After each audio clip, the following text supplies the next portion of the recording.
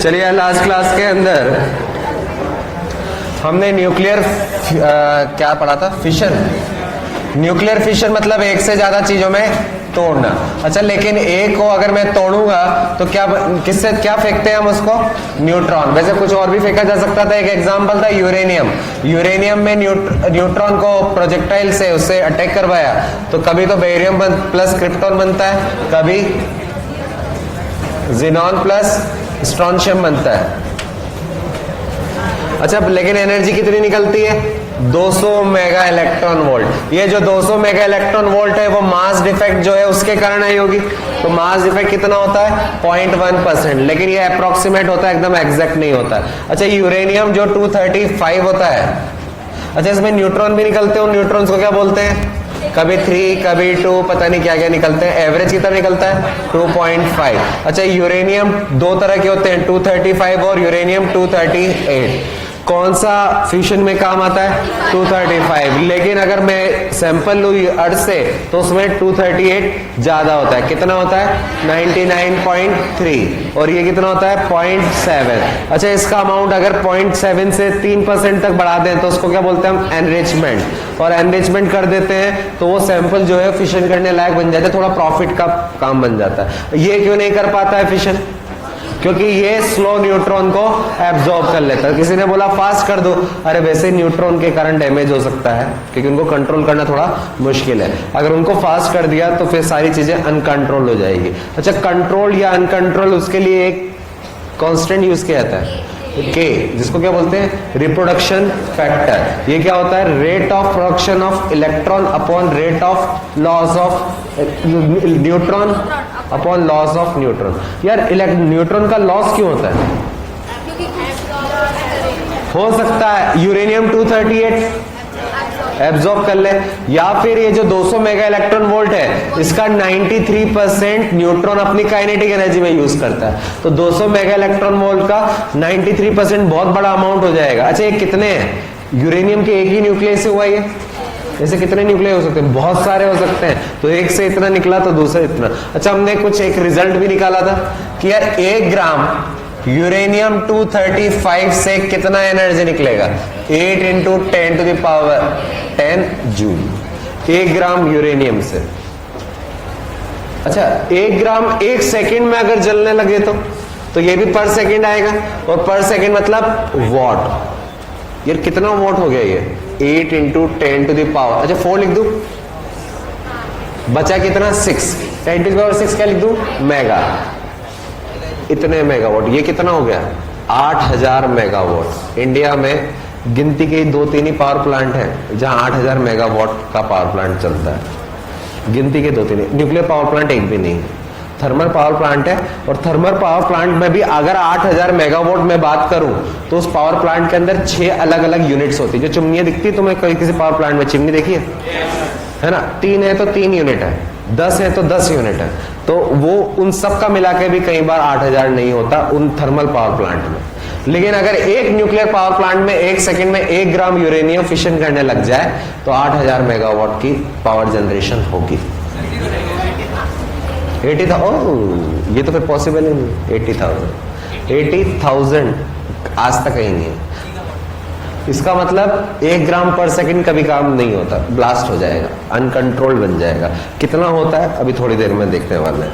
अच्छा, हमें mass defect ये वाला जो 1 ग्राम से 8 × 10⁻10 आया, ये 1 ग्राम यूरेनियम से आया, ये ज्यादा सही है या फिर वो 200 का 1.1% ज्यादा सही है, ये वाला ज्यादा सही है। तो नेक्स्ट क्वेश्चन लिखो, find out energy released by 1 kg uranium 235, find out energy released by 1 kg uranium 235 if mass defect in nuclear fission is 0.3%। अच्छा, वैसे तो हमें पता है 1 ग्राम से कितना होता है, 8 × 10⁻10, तो हम 1 kg से भी निकाल सकते हैं, लेकिन यहां पर ये यूज नहीं करेंगे। क्यों नहीं करेंगे, उसने इस बार बता दिया है कि भैया मास डिफेक्ट 0.3% है, तो फिर उसको यूज करने पड़ेगा।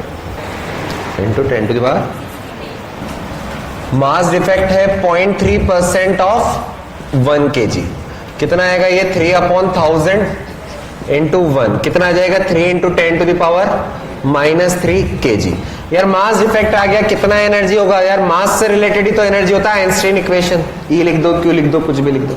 ये SI में दिया हुआ है, तो अगर ये SI में है तो उधर भी SI में लिख दो, कितना आएगा 3 इंटू 10 टू द पावर 8 का होल स्क्वायर, कितना 9, 27, 16 -3 13, तो ये लिख दूंगा मैं 2.7 into 10 to the power 14 joule, इतनी एनर्जी निकलेगी। मास डिफेक्ट दिया है इसलिए मास डिफेक्ट यूज किया, पिछले वाले में मास डिफेक्ट नहीं दिया था और इस वाले में वैसे फिशन भी नहीं दिया। फिशन लिखा है क्या बड़ लिखा है, मास डिफेक्ट दिया है तो मास डिफेक्ट से सॉल्व किया। नेक्स्ट क्वेश्चन, ये वाले क्वेश्चन है बहुत फेवरेट न्यूक्लियर फिशन के, लिखे how much amount of uranium 235, how much amount of uranium 235 is required per second, is required per second to operate power plant of 100 kilowatt।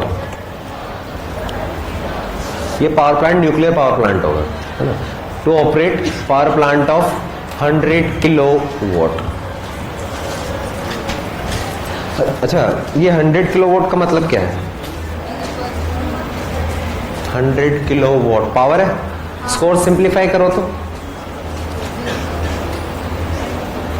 100 kilowatt को simplify नहीं कर सकते, 10 to the power 5 watt, watt को और क्या लिख सकता हूं, जूल पर सेकेंड, मतलब 10 to the power 5 joule per second. यार हमने इसमें मास डिफेक्ट तो नहीं दिया ना, नहीं। पावर प्लांट में कौन सी रिएक्शन होती है, न्यूक्लियर फिशन।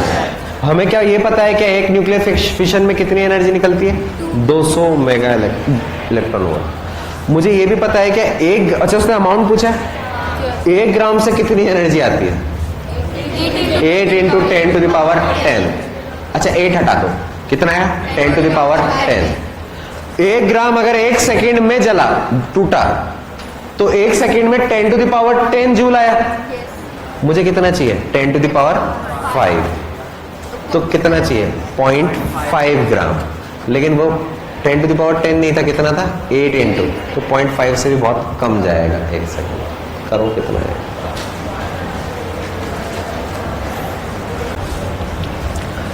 चलो देखो पावर कितना दिया हुआ है, मुझे इतना चाहिए, क्या मैं इसको लिख सकता हूँ कि 10 to the power 5 joule per second, इतनी पर सेकेंड में चाहिए।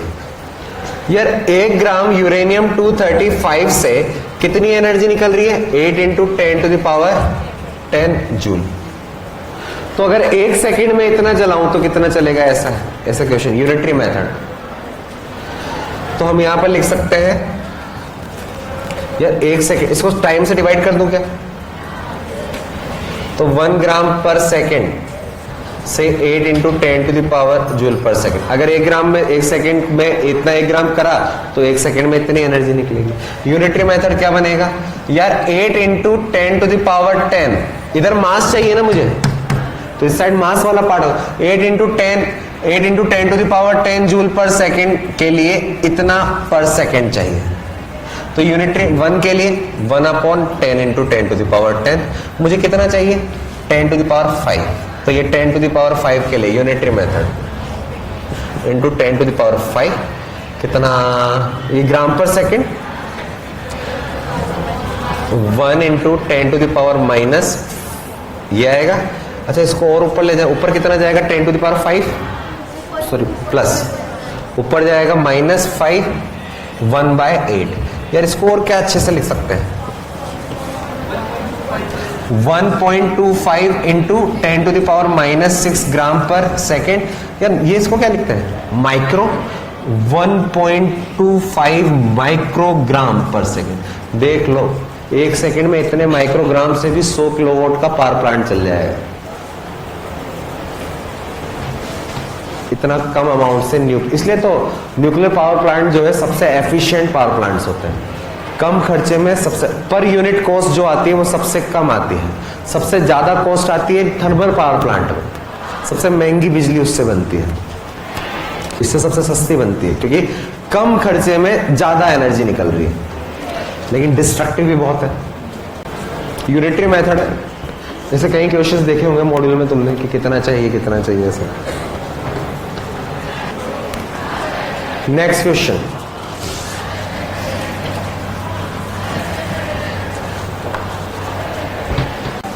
लिखे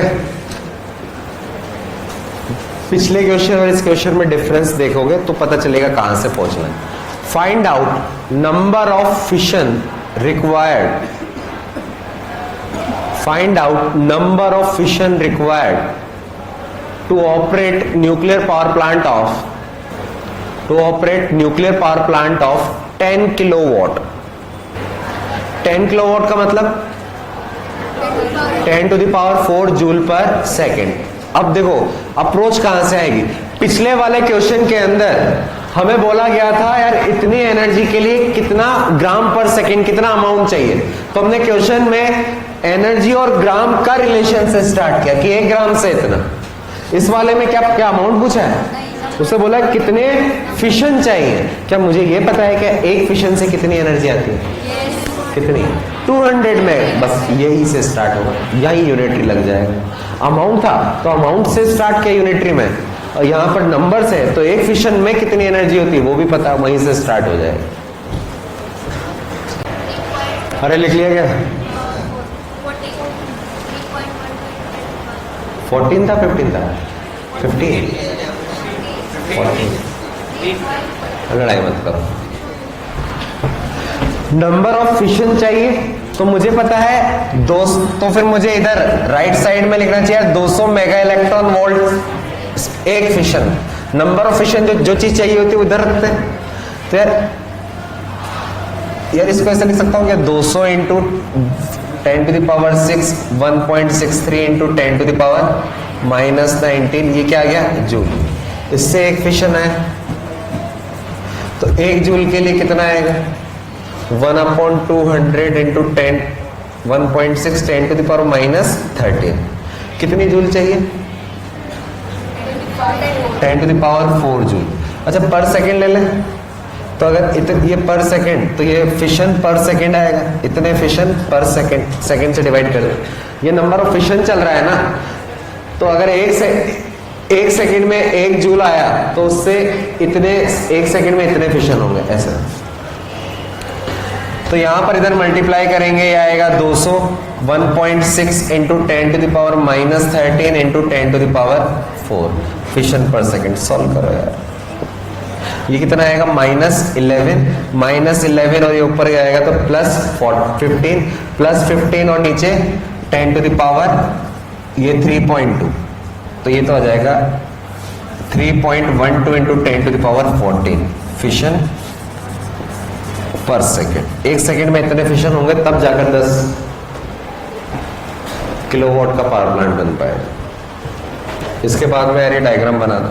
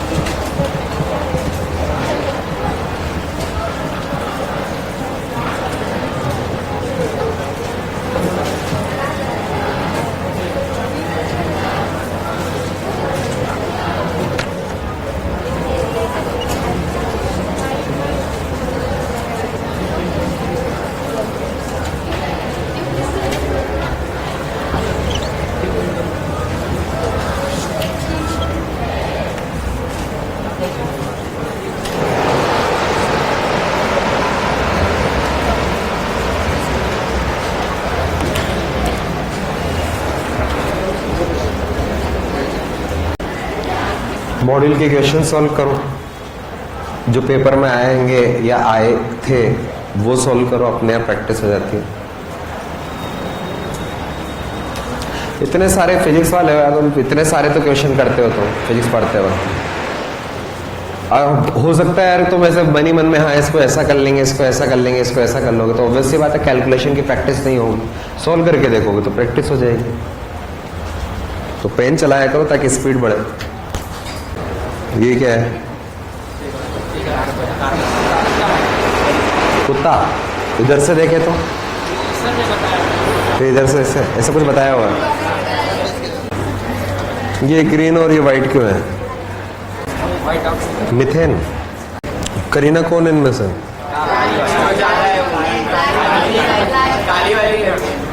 अच्छा वो तो कार्बन है तो करीना। अच्छा कैरेल कार्बन। चलिए भाई, न्यूक्लियर रिएक्टर क्या होता है ध्यान से सुने। ये है न्यूक्लियर रिएक्टर अंदर वाला बॉक्स। ये जो अंदर वाला बॉक्स होता है ये है न्यूक्लियर रिएक्टर, जहां पर न्यूक्लियर फिशन होता है। ये जो ब्लू कलर से मैंने बना रखा है इसको हमने बोला न्यूक्लियर फ्यूल। क्या होता है न्यूक्लियर फ्यूल? कौन सा? यूरेनियम 235। लेकिन उसके साथ में मिक्सचर क्या होता है? 238। वो 238 जो है वो न्यूट्रॉन को एब्जॉर्ब भी कर लेता है, बचा लेता है। ये जो ग्रीन कलर की जो चीज बना रखी है हमने, ये है बोरॉन या कैडमियम की रॉड। बोरॉन या कैडमियम की रॉड जो होती है वो न्यूट्रॉन्स को एब्जॉर्ब कर लेती है, अगर वो कंट्रोल कर लेती है एक तरह से, तो इनको कंट्रोल रोड्स भी बोला जाता है। अब लिखेंगे इसको। तो ये जो बेरियम या कैडमियम की रॉड है इनको बोला जाता है कंट्रोल रॉड्स।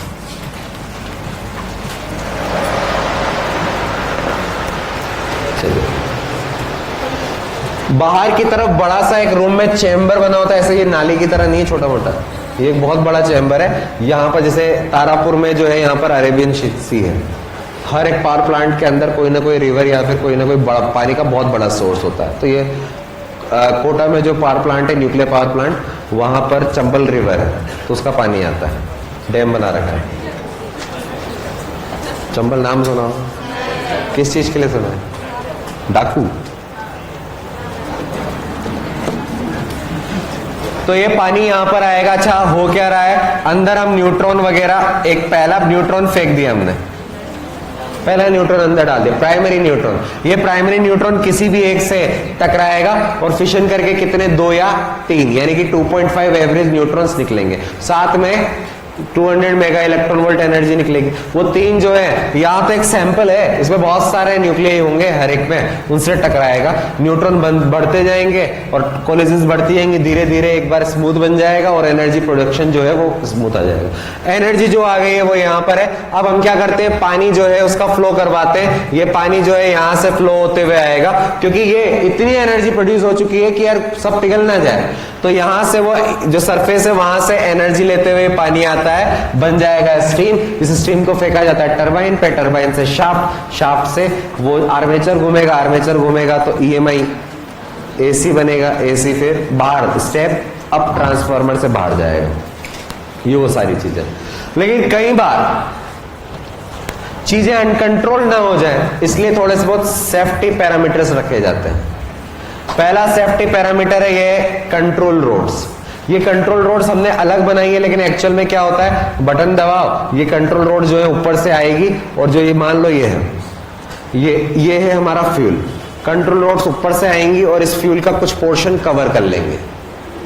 तो यही वाला पार्ट जो है अब एक्सपोज्ड है, तो यही टकराएगा। ज्यादा एक्सपोज्ड होता तो ज्यादा पार्ट पर न्यूट्रॉन टकराते, तो ज्यादा जगह से ज्यादा फिशन तो ज्यादा एनर्जी, और एनर्जी तो सब पिघल जाता है या ब्लास्ट हो सकता था। तो कंट्रोल रोड्स जो होती है कुछ पोर्शन को कवर कर लेती है। अब जो पोर्शन कवर कर लिया तो एक्सपोज पार्ट कम हो गया, साथ में ये बोरॉन या कैडमियम जो होता है वो न्यूट्रॉन्स को एब्जॉर्ब भी अच्छे से कर लेते हैं, इसलिए भी हमें यहाँ कंट्रोलिंग मिल गई। दूसरी चीज, यहां पर नॉर्मल वाटर यूज नहीं करते, ये होता है हैवी वाटर।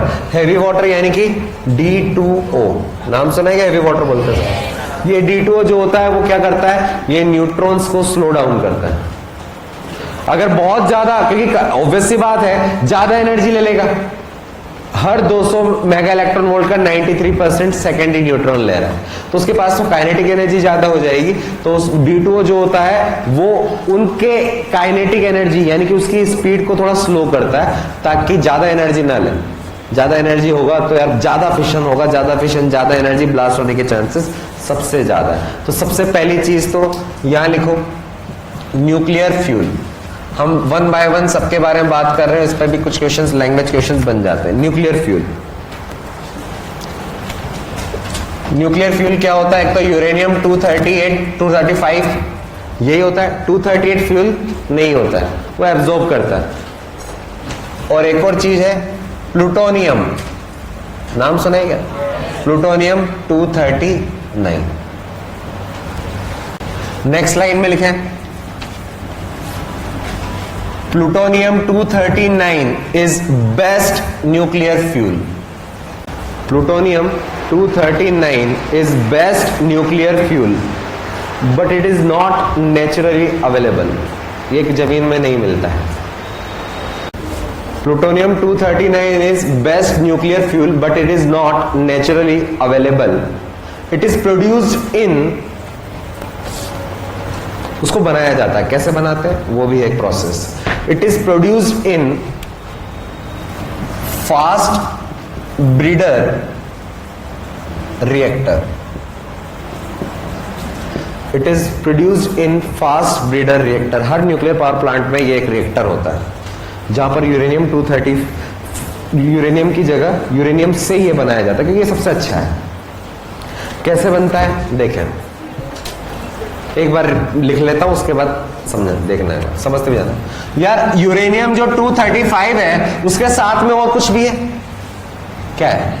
यूरेनियम 238। और ये क्या काम करता है? न्यूट्रॉन को एब्जॉर्ब करता है। तो ये जो है वो सेकेंडरी न्यूट्रॉन को एब्जॉर्ब करेगा और एब्जॉर्ब करने के बाद अच्छा ये यहां क्या आता है 92। ये 92 था यूरेनियम का, पता है क्या? 92U 235 या 238 होता है, लेकिन ये आइसोटॉप है तो आइसोटॉप है तो 92 तो सेम रहेगा, ये अलग हो सकता है। अच्छा इसने अगर ये एब्जॉर्ब कर लिया तो नीचे 92 ही रहेगा, ऊपर 239, ये यूरेनियम ही रहा। लेकिन जो प्लूटोनियम होता है ना वो होता है 94, दो आगे होता है उससे। तो फास्ट ब्रीडर रिएक्टर में क्या करते हैं, यूरेनियम का सैंपल रखा, 235 भी है 238 भी है, लेकिन 238 जो है वो न्यूट्रॉन को एब्जॉर्ब करके यूरेनियम 239 बना लेता है। उसके बाद में दो बीटा डीके होते हैं, बीटा डीके 2, अरे नेगेटिव वाला निकल रहा है तो पॉजिटिव बढ़ेगा, तो 92 से 2 बढ़ेंगे, कितना है 94, और यूरेनियम चेंज होकर प्लूटोनियम बन गया। तो फास्ट ब्रीडर रिएक्टर में ये रिएक्शन होती है प्लूटोनियम बनाने के लिए। नेचुरली नहीं बनता है, उससे बनता है। पहले एक न्यूट्रॉन एब्जॉर्ब होगा, 2 बीटा डीके होंगे, तो प्रोसेस भी पता होनी चाहिए। न्यूट्रॉन एब्जॉर्ब किया, 2 बीटा डीके किया, कौन सा वाला? नेगेटिव। और नहीं बोला जाता नेगेटिव तो भी बाय डिफॉल्ट क्या लेते हैं? नेगेटिव। तो इसमें लिखे in fast breeder reactor, in fast breeder reactor uranium 238 absorbs secondary neutron in fast breeder reactor. Uranium 238 absorbs secondary neutrons and after emitting 2 beta particles it is converted into plutonium 239. And after emitting 2 beta particles it is converted into plutonium 239. ये reaction लिखिए। Nuclear fuel हो चुका है। Second control roads लिख लेते हैं।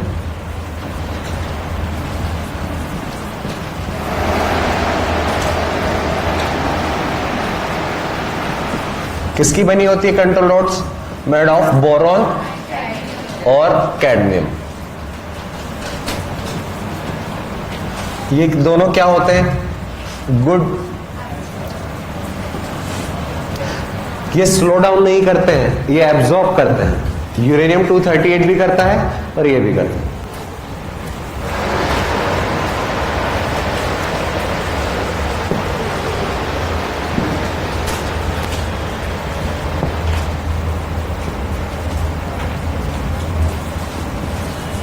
बता सकते हो इस वर्ड का मतलब? कोई कौन है जो ये काम कर रहा हो? मॉडरेटर, D2O, स्लो डाउन करना है, मॉडरेट करना है उस मॉडरेटर।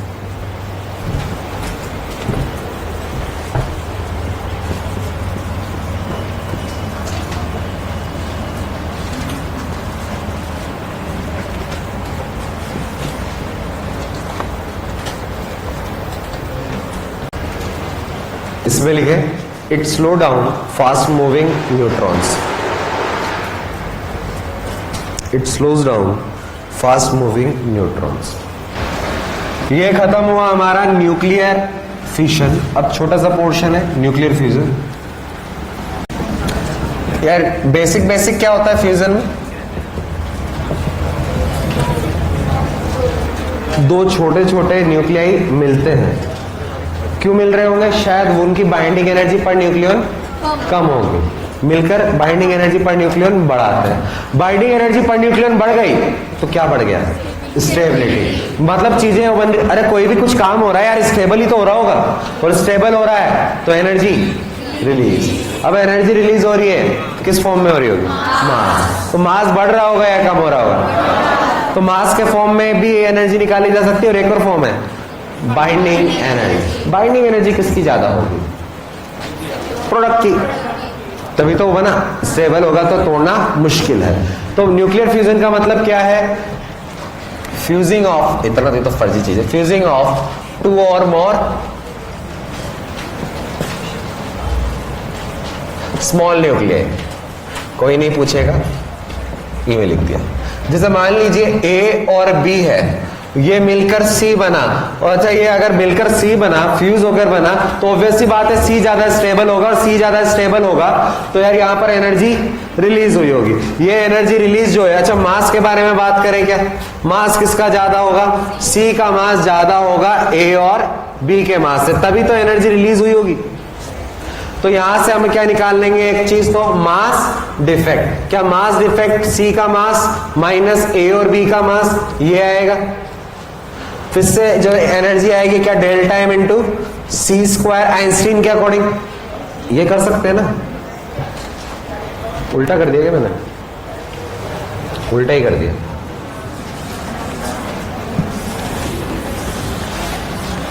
इसका मास ज्यादा होगा, ज्यादा मास से कम मास में जाएगा तो जो लॉस होगा मास वो हीट के फॉर्म में, एनर्जी के फॉर्म में निकल जाएगा, तो ये वाला मास ज्यादा। तो मास इफेक्ट जो होगा वो MA plus MB minus M into MC।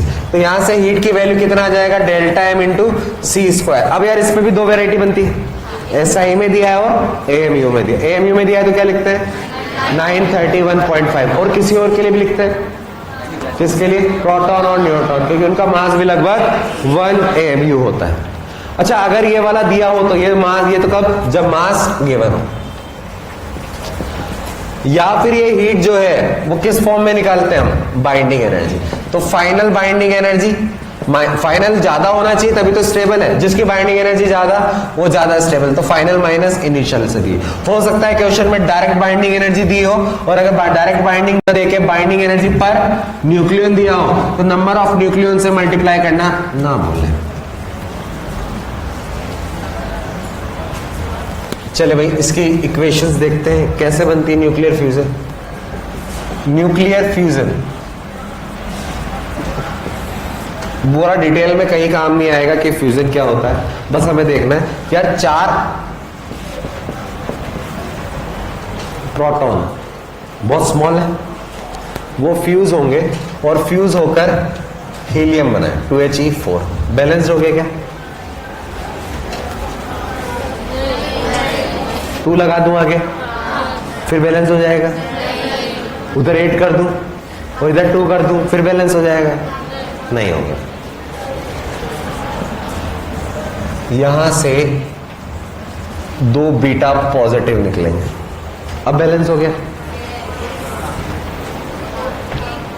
इधर बीटा में नीचे +1 आता है तो 2 में कितना आएगा?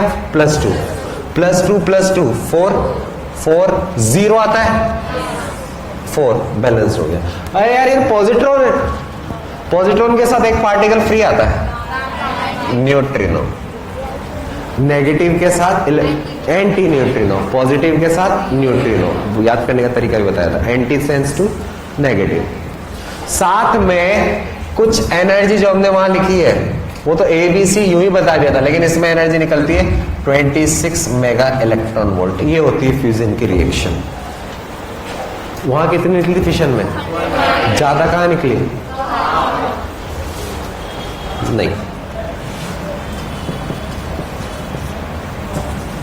एनर्जी रिलीज्ड पर फिशन कितना है? 200 मेगा इलेक्ट्रॉन वोल्ट एक फिशन में। और एनर्जी रिलीज्ड पर फ्यूजन कितना है? 26 मेगा इलेक्ट्रॉन वोल्ट। ज्यादा कौन है? ये दिख रहा है, लेकिन एक्चुअल में ये ज्यादा नहीं है, क्योंकि यार वहां पर यूरेनियम को तोड़ा था और यूरेनियम में कितने न्यूक्लियाई हैं? 230 कितने न्यूक्लियॉन्स हैं? 235। 235 के लिए ये एनर्जी आई थी। और यहां कितने न्यूक्लियॉन्स थे? 4 से 26 है पर न्यूक्लियन एनर्जी फ्यूजन में है, इसलिए फ्यूजन जो है बहुत ज्यादा डिस्ट्रक्टिव है। एटम बम नाम सुना है? एटम मतलब न्यूक्लियस से जो बनता है। एटम बम बनता है न्यूक्लियर फ्यूजन से। जितने भी पावर प्लांट होते हैं वहां पर अगर ब्लास्ट होता है या वहां पर जो पहले हम जो यूज करते थे वो एटम बम बोलते थे, मतलब न्यूक्लियर बम है, लेकिन उससे ज्यादा डिस्ट्रक्टिव होता है hydrogen bomb. Hydrogen bomb, hydrogen bomb ये रहा फ्यूजन में। न्यूक्लियर बम या फिर एटॉमिक बम, एटम बम जो बोलते हैं वो न्यूक्लियर फिशन से बनता है।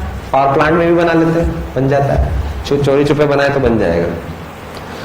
न्यूक्लियर फ्यूजन से बनता है हाइड्रोजन बम, और हाइड्रोजन बम बहुत ज्यादा डिस्ट्रक्टिव है। देखो क्यों? यहां पर हमने बोला एनर्जी रिलीज्ड पर न्यूक्लियन इन फिशन। यार एक फिशन में कितनी एनर्जी है? 200 मेगा इलेक्ट्रॉन वोल्ट। कितने न्यूक्लियन है? 235। ये आएगा 0.85 मेगा इलेक्ट्रॉन वोल्ट। यहां इधर देखें, एनर्जी रिलीज्ड पर न्यूक्लियन इन फिशन, इन फ्यूजन। यार टोटल कितना निकला है? 26। कितने न्यूक्लियन है? 4। यार है 6.5। ना जाने कितने गुना ज्यादा है, 8 टाइम्स ज्यादा है। तो अगर वो 1 जूल निकल रहे हैं तो 8 जूल निकलेगा यहां पर, 8 टाइम्स ज्यादा। इसलिए hydrogen bomb is destructive compare to atom bomb. लिखो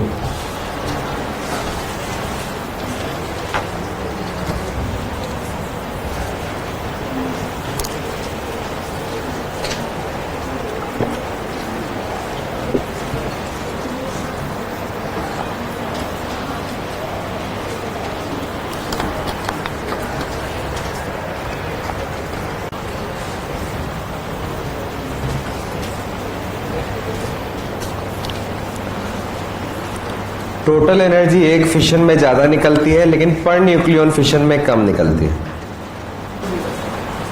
प्लांट में यूज क्यों नहीं करते? अरे लिखिए क्या है, क्वेश्चन लिखो एक, फिर आते हैं इसके क्वेश्चन पे।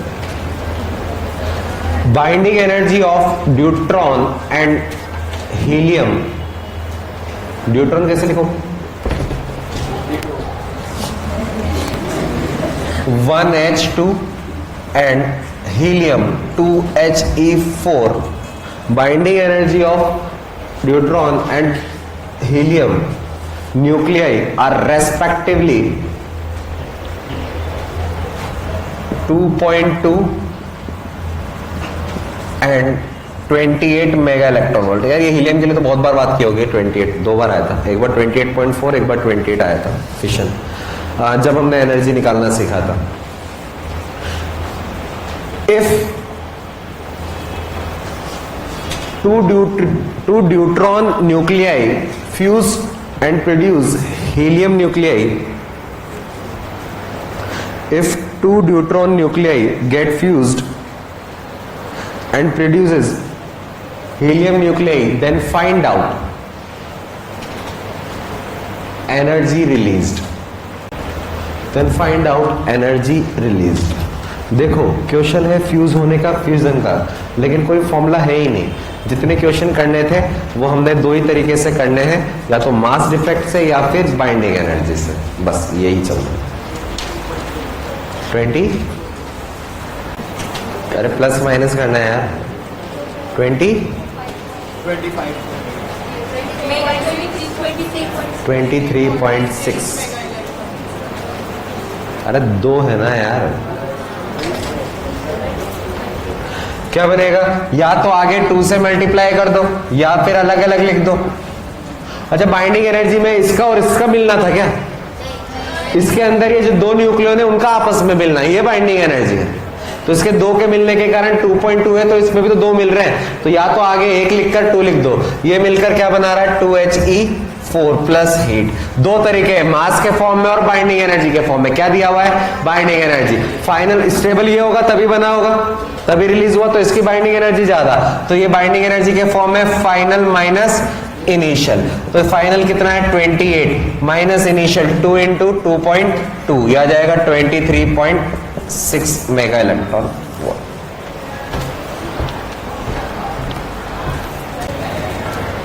अब एक क्वेश्चन इधर से आया था कि अगर ये इतना ज्यादा एनर्जी प्रोड्यूस करता है तो हम फ्यूजन क्यों नहीं करवाते?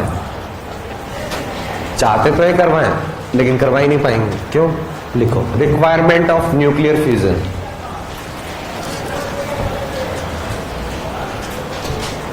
रिक्वायरमेंट ऑफ न्यूक्लियर फ्यूजन, पहला high temperature.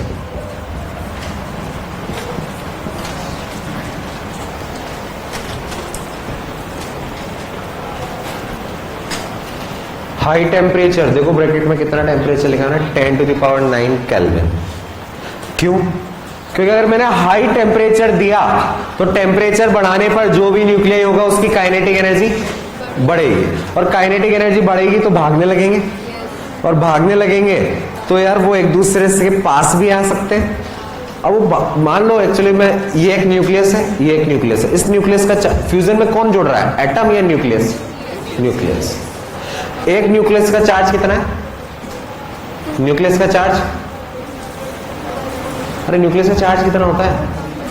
Positive plus plus, दूसरे वाले का प्लस। ये एक दूसरे को फ्यूज करवाना है, तो यार प्लस और प्लस ये एक दूसरे को रिपेल नहीं करेंगे क्या? करेंगे ना। तो मुझे इतना टेम्परेचर देना पड़ेगा कि जो इनके बीच का जो इलेक्ट्रोस्टैटिक रिपल्शन है उसको भी हम ओवरकम कर पाए, और उसके लिए इसको बहुत ज्यादा काइनेटिक एनर्जी देनी पड़ेगी कि रुकने से पहले, क्योंकि रुकने से पहले वो मिल जाए। ये तभी पॉसिबल है जब टेम्परेचर देते हैं हाई, 10⁹ केल्विन। तो देखो high temperature is required, high temperature is required to provide kinetic energy. High temperature is required to provide kinetic energy to overcome electrostatic repulsion, to avoid electrostatic repulsion between nuclei.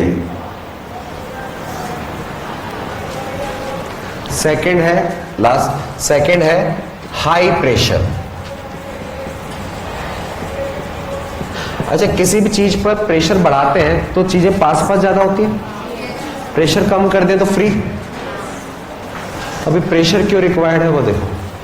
अगर मैंने किसी जगह पर pressure बहुत ज्यादा बढ़ा दिया है तो न्यूक्लियाई जो है वो एक ही जगह पर कंटेंट रहेंगे, ऐसा नहीं है कि दूर दूर जा सकते हैं, वो एक ही जगह पर रहेंगे। मैंने प्रेशर बढ़ा दिया, और अगर प्रेशर बढ़ा दिया तो एक ही जगह पर रहेंगे, साथ में टेम्परेचर भी है तो काइनेटिक एनर्जी भी है, भाग भी रहे लेकिन एक ही जगह पर रहेंगे, तो उनके बीच की फ्रीक्वेंट कोलिजन्स पहले के कंपैरिजन में ना बढ़ जाएगी, और कोलिजन बढ़ेंगी तभी तो मिलेंगे।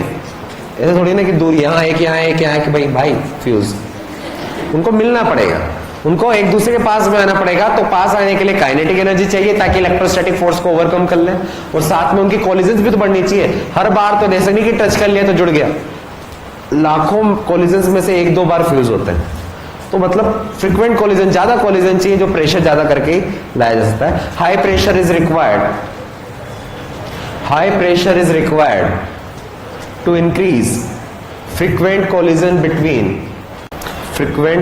between nuclei. Last line, next line. Both the conditions, कौन सी, high temperature and high pressure is available at stars. Star मतलब हमारा स्टार कौन है, सन। वहां पर ही न्यूक्लियर फ्यूजन होता है। तो न्यूक्लियर फ्यूजन वही हो रहा है, सलमान में फिर मून, तो वहां पर ही होता है न्यूक्लियर फ्यूजन, क्योंकि हाई टेम्परेचर हाई प्रेशर चाहिए। नेचुरली यहां नहीं हो सकता है, लैब के अंदर करवाया जा सकता है, लेकिन उसके लिए भी बहुत कॉस्ट आती है। करवाया गया था न्यूक्लियर फ्यूजन वगैरह भी, ये सारी चीजें। बिग बैंग थ्योरी कल बताया था मैंने फ्यूजन के बारे में, वहां करवाया गया था, लेकिन वो एक्सपेरिमेंट भी बहुत लंबा चला और बीच में उसको बंद करना पड़ा। लगा किसी ने कि शायद हम वापस ये काम करवाएंगे तो यूनिवर्स खत्म ना हो जाए, इसलिए बंद करवा दिया गया उसको। क्योंकि बिग बैंग थ्योरी जो था वो ये कोलाइडर, नाम सुने क्या, नाम किसी ने सुना है इसके बारे में, बिग बैंग थ्योरी के बारे में? वेब सीरीज के बारे में बात नहीं कर रहा हूँ, बिग बैंग थ्योरी एक वो भी है। हाँ, बिग बैंग थ्योरी एक एक्सपेरिमेंट चल रहा था, उसके अंदर यूनिवर्स कैसे बना वो क्रिएट कर रहे थे फिर से, और लगभग 15-20 साल तक वो चला। उसके जो स्टार्ट करने वाले थे वो थे स्टीफन हॉकिंग्स, नाम सुना होगा बहुत। स्टीफन हॉकिंग्स ने स्टार्ट किया था, पूरा पैरालिसिस था, बस ब्रेन एक्टिव रहता है, बाकी पूरी बॉडी पैरालिसिस है, बस वो ब्रेन ही काम करता है। तो उन्होंने स्टार्ट किया था उसको, लेकिन बीच में वो, क्योंकि यूनिवर्स फिर से रिक्रिएट कर रहे हैं, रिमिक्स थोड़ी ना जो गाना अच्छा चल रहा है, कुछ उल्टा हो गया था, एनर्जी इतनी नहीं, पूरा यूनिवर्स ही पर चला गया, तो उसको बीच में बंद करना पड़ा, बंद हो गया अभी वो। तो वहां पर न्यूक्लियर फ्यूज कर रहे थे, वो कंडीशन जो सन पर है वो कंडीशंस लाकर, तो वो थोड़ा सा खराब भी हो जाए, किसको पता क्या होगा, इसलिए बंद करवा दिया गया था। इसमें 1-2 क्वेश्चन बच रहे हैं, 1 या 2 क्वेश्चन, थोड़े से हैवी क्वेश्चन है तो बाद में ही करेंगे, बाकी नेक्स्ट क्लास से नेक्स्ट टॉपिक स्टार्ट।